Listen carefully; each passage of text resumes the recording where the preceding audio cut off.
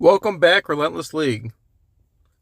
It was a crazy week one, and I just want you guys to know that it's been an honor and a privilege to be your commissioner, to be a part of this league, and to give you guys these recaps. Without my recaps, you wouldn't get the insight of a true fantasy genius. And honestly, I don't know how many more seasons we have of me being interested in doing the recaps. But for now, I'm happy to give them to you guys. Give you guys some insight, some advice, unbiased opinions, and let's enjoy these recaps this season and get right into it. Look at this week one stats that I found. McCaffrey was the number one draft pick. ADP, not necessarily how we went, but this is like 1 through 12. He was inactive. CeeDee Lamb, wide receiver 23. Tyreek was actually top 10, wide receiver 4. Bijan, 19. Brees, 13. So both kind of duds, being drafted 4th and 5th overall. Amon-Ra was 71. Jefferson was 17. Jamar Chase was 28. A.J. Brown, top 10. Puka Nacua, wide receiver 50, and placed on the IR. Jonathan Taylor, running back 30. And Garrett Wilson, wide receiver 29. So, kind of crazy how we all, chase after these guys, and the reality is there's going to be bad weeks. Speaking of bad weeks, let's talk about the two guys that are 9th and 10th. 9th and 10th. They were both A+ on the draft grades.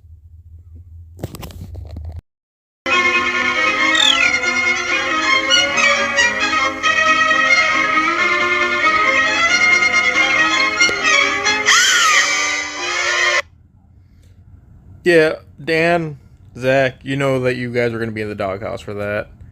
You got such good draft grades by Yahoo. Heard that you guys were bragging about it in the morning.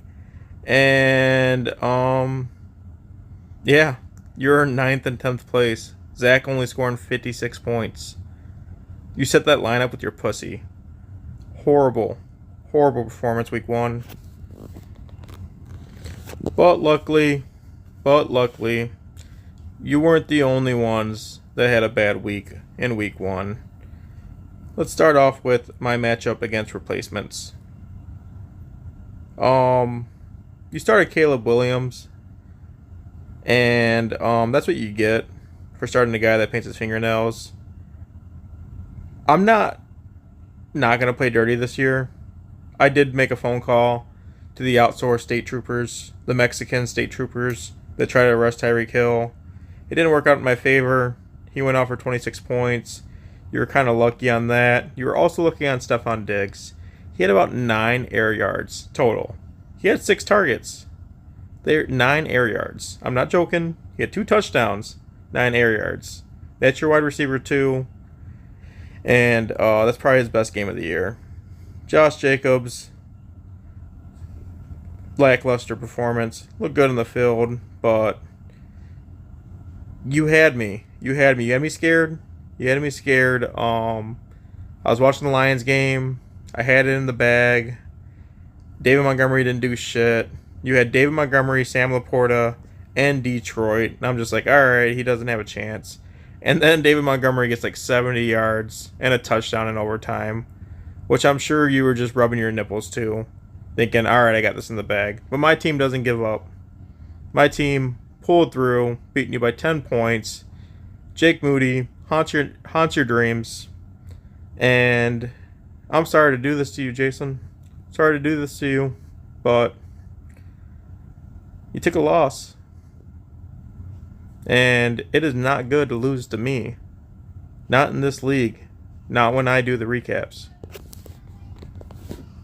And I ask you, who is your daddy? Who's your daddy, Gary? Who's your daddy?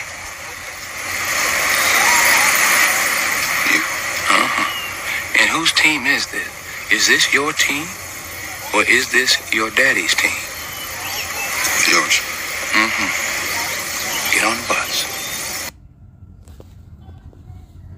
Yep, that's right. I am your daddy. I've been your daddy since you joined this league. You don't beat me, I beat you. That's the way it is. Next matchup, all we do is win versus last year's champion. Last year's champion actually had a pretty good outing. Some good pickups this year, but couldn't overcome a team that had three quarterbacks. And even though he selected Lamar Jackson as the number one pick on his team, 4th round overall, he decided to bench him for his 5th pick, CJ Stroud, which is surprising because he also had Brock Purdy, who he decided to bench, which would have not shocked me if he had started him, since he cannot easily make up a correct choice this year, having 3 starting quarterbacks. He's going to probably get rid of one quarterback. It's probably going to be Purdy. His choices are a little too hard, and the one, shine on your team is Godwin, and Reed actually did really good. The scary thing is Reed lost Jordan Love, so that's a big bummer for you. But Godwin also balled out, and maybe you can fill up one of those wide receiver tight end spots. But you did pull out the win. Good win, Robert. Average Joe's versus Dan the Man. You must have been shitting your pants when you found out that you were versing an A+ draft grade team, until you watched my recap and realized that your team was actually better than his.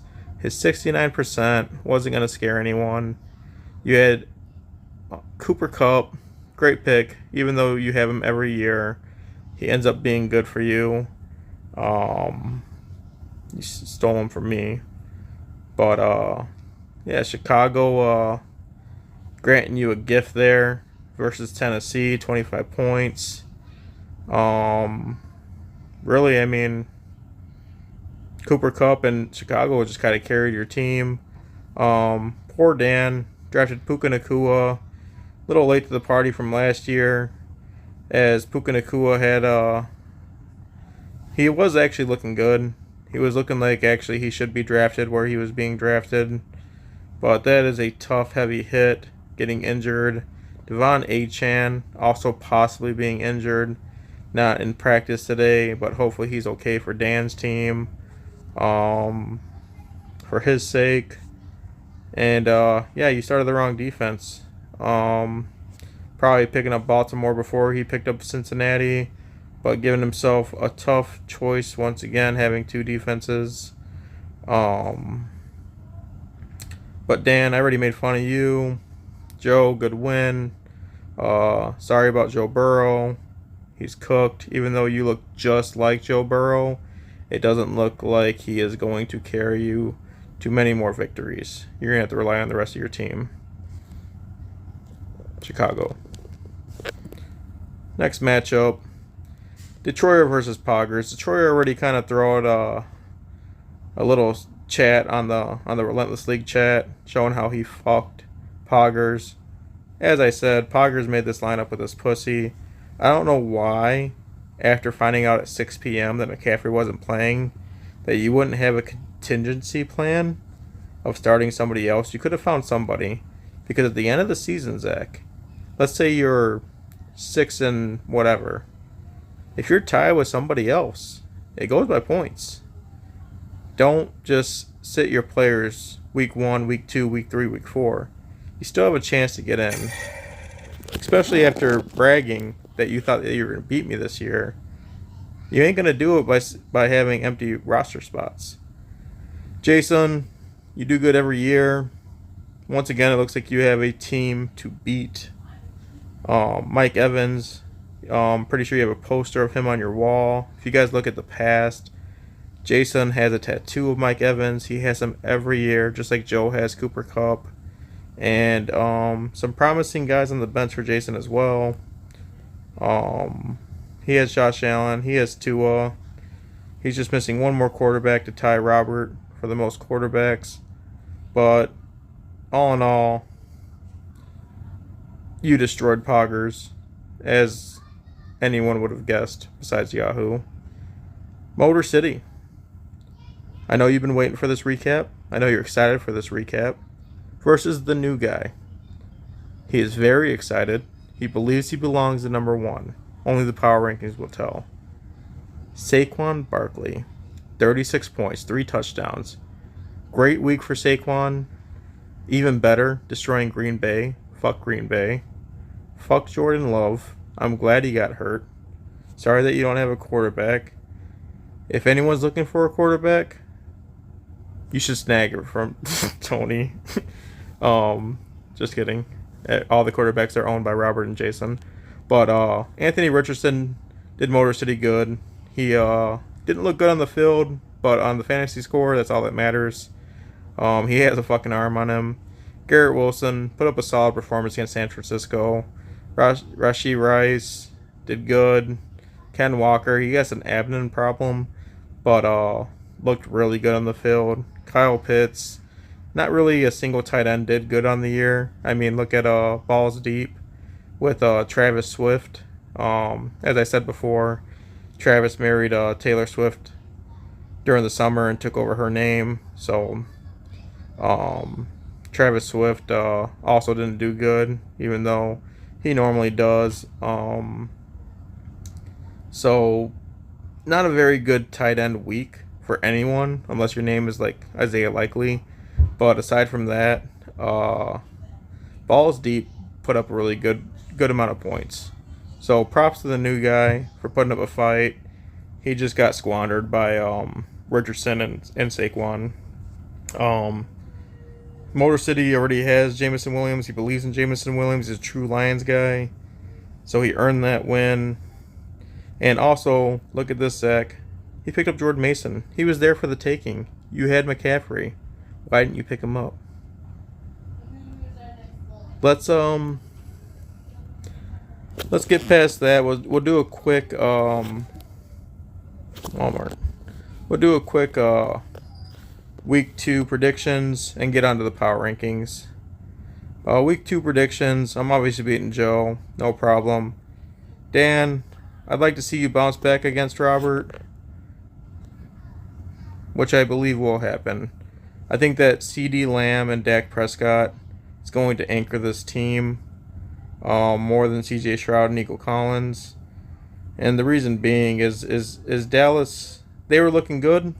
But it just got so out of hand that there was no need for Dak and CeeDee. So Dan did not look nearly as bad as Noodle over there. So I'm gonna give that one to Dan, bounce back win, and then Motor City versus Sean.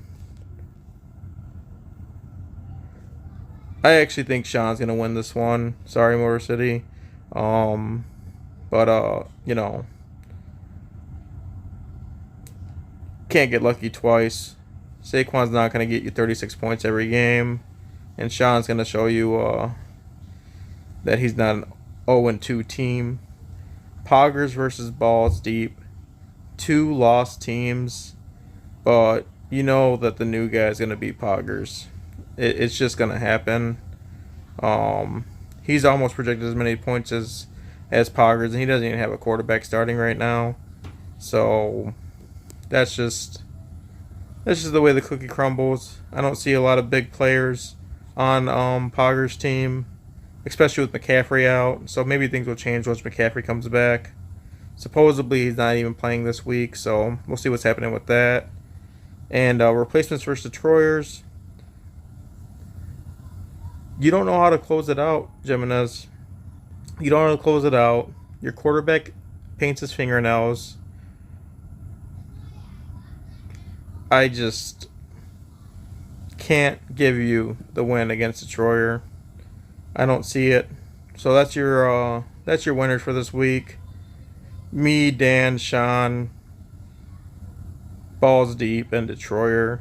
Let's get on to the power rankings, and I need to explain something to Edgar. I seen your message that you better be top of the power rankings, but I have some something to show you. This is our league. This is our league. This is how many times my name comes up there. 1, 2, 3, 4, 5. Edgar, you went up there 3 times, only for, or I'm sorry, 2 times. 2 times, only for 3rd place. And, I had to look at your history. I did a deep background check, and this is what I found. This is your trophy list. This is the wall of trophies that you have obtained. This is mine. Let's go back to yours. On your trophy wall, you have bronze, bronze, bronze, bronze. And then you got desperate because you couldn't win in our league. And you joined in 2022 an 8-man league. An 8-man league, anybody can win. Nobody's impressed with your 8-man public league. Then you joined a 2023 league. It was a public league at which your team name was Watson's Massage Parlor. And you won by 1 point in a free league with half the people not even playing. You had a lot of stud players, and you're only able to win by 1 point. Yet you've yet to really make a mark on the league that matters the most. But when you come back to my trophy wall, and you see all the trophies sitting there, and all the most important leagues in the world, these are all the most important leagues in the world, you see true greatness. So I can't give you first, but you put up such a good performance, I can give you second. This was the post-draft grades. This is when I did the post-draft grades. This is how we did it. This is how we did it last year with the percents and everything. This year we're doing something new. We're doing it just like ESPN does it with the power rankings. We're just doing it top to bottom. And at top, we have Relentless. The most experienced, the smartest, the most knowledgeable, the undisputed. And at times, I just get unlucky when you guys beat me. That's it. Motor City Mad Dogs, you drafted good this year. I gave you the number 2 spot. I do like your picks. Detroiter, I also like your picks. Can't complain if you guys looked at that video of how our league has done. His name's up there just as much as mine. Joe and Sean, same for you guys. I got to put Joe a little bit above Sean. Balls deep. You did lose. You put up 120 points, but you are the new guy. No new guys ever won in our league. But I don't hate your draft. I don't hate your picks. I put you above replacements. Replacements, you were close to winning this week, but even with that win, you got to get rid of Caleb Williams. I can't put you any higher on it until I see some wins and I see something out of Caleb. Robert, you did really good. Sorry that you're at 8. Get another win, and we're gonna see about putting you up higher. And I just don't like the 3 quarterbacks. Better to put positional players in your draft than 3 quarterbacks. So it's hard to go a long season with injuries, as we've seen. Dan and Poggers, the A+ teams. Dan, you outscored Poggers. But I also think that your team is better. But let's see some wins out of you guys if you want to move with the power rankings. And that's our draft recap. Yeah. Now, did you get a look at the man who assaulted you? I did. Okay, can I get a description? Yeah, he was probably around 5'9", 5'10". Now, how about identifying characteristics? Any marks, piercings? He may have had a tattoo. He may have had a tattoo? Did have a tattoo? Which one was it? I don't know. It all happened so fast. You know what? It's fine. I have a preliminary sketch here. Is this the man who assaulted you? Look at that trophy room. Look at it, Edgar. Good luck next week, boys.